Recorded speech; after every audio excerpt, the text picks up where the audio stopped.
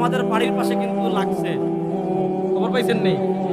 আমাদের বাড়ির পাশে গতকাল থেকে লাগছে। আমাদের সতর্ক থাকার দরকার আছে না নাই? আমরা বাংলাদেশের মানুষে বাবা, এখানে যারা আসবেন একজনও জীবিত যেতে পারবেন না ইনশাআল্লাহ।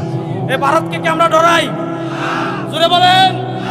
ভারতের আধিপত্যবাদ যদি বাংলাদেশের দিকে হাত বাড়ায়, সেই কালো হাত ভেঙে দেওয়ার জন্য প্রস্তুত আছেন না ইনশাআল্লাহ? আপনি ওই যে দেখেন প্রেক্ষাপট তৈরি করছে, মনোযোগ। ওইদিকে দেখেন আল্লাহ নবী সাল্লাল্লাহু আলাইহি ওয়াসাল্লাম চূড়ান্ত ভবিষ্যৎবাণী করে গিয়েছেন। ওইদিকে আমার দিনের মজলুম ভাইরা প্রেক্ষাপট তৈরি করছে। ওইদিকে দেখেন ভারতের আধিপত্যবাদী শক্তি কি করছে। তারা ওয়াকফ আইন পাশ করে মুসলমানদের উপর হামলার স্টিম রোলার চালাচ্ছে। নিজেরাই পেহেলগামে বোমা ফেলে পর্যটকদেরকে হত্যা করে তারা পাকিস্তানে হামলা করে মুসলমানদের হত্যা করার ষড়যন্ত্র করছে। ওই ভারতের মুতকুর এক বিজেপির আপনারা বক্তব্য দেখেছেন, বিজেপি নেতার, সে বলেছে বাংলাদেশকে তারা বানাবে আর তারা হবে। আপনারা বক্তব্য দেখেন নাই? আমার নবী করিম সাল্লাল্লাহু আলাইহি ওয়াসাল্লাম 1400 বছর আগে ভবিষ্যৎবাণী করে গিয়েছেন। আমাদের আকীদা হলো সারা দুনিয়ার সবার কথা মিথ্যা হতে পারে, সারা দুনিয়ার সব কিছু মিথ্যা হতে পারে, আমার নবীর একটা কথাও মিথ্যে হতে পারে? বলেন, আমার নবীর একটা কথাও মিথ্যে হতে পারে? কেন হতে পারে না? আল্লাহ কোরআনে বলেছেন, ওয়ামা ইয়ানতিকু আনিল হাওয়া ইন হুয়া ইল্লা ওয়াহয়ুন ইউহা, ওয়ামা ইয়ানতিকু আনিল হাওয়া ইন হুয়া ইল্লা ওয়াহয়ুন ইউহা।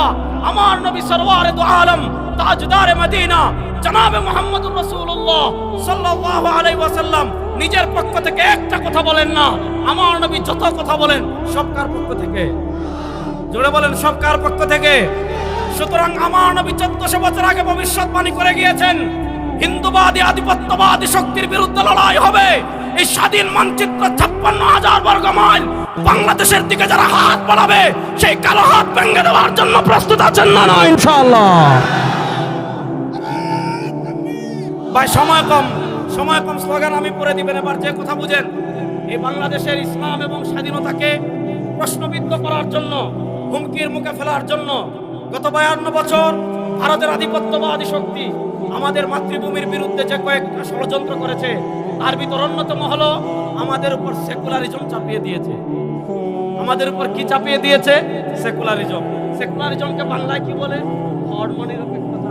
আসেন ধর্মনিরপেক্ষতার একটু ব্যাখ্যা করে আজকে আমি আমার বক্তব্য শেষ করব। আসেন, মাওলানা সৈয়দ হাকিমুল উম্মত মুজাদ্দিদে দ্বীন ও মিল্লাত আল্লামা আশরাফ আলী থানভী রাহিমাহুল্লাহ, যিনি পাকিস্তান প্রতিষ্ঠার স্বপ্নপুরুষ ছিলেন, যিনি ব্রিটিশ পিরিয়ডের শেষ দিক থেকে আওয়াজ উঠিয়েছিলেন যে আজ থেকে আমরা আর হিন্দুদের সাথে থাকবো না, এরা আমাদের উপর জুলুম করেছে, অত্যাচার করেছে, মুসলমানদের জন্য আলাদা একটা আবাসভূমি লাগবে। আমরা আজকে শুধু 71-এর স্বাধীনতার কথা জানি, কিন্তু আমরা 47-এর স্বাধীনতার কথা জানি না।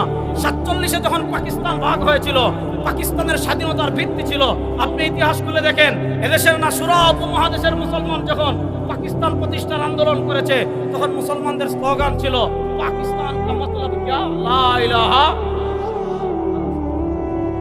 পাকিস্তান কা মতলব क्या লা ইলাহা। বলেন, পাকিস্তান কা মতলব क्या লা ইলাহা।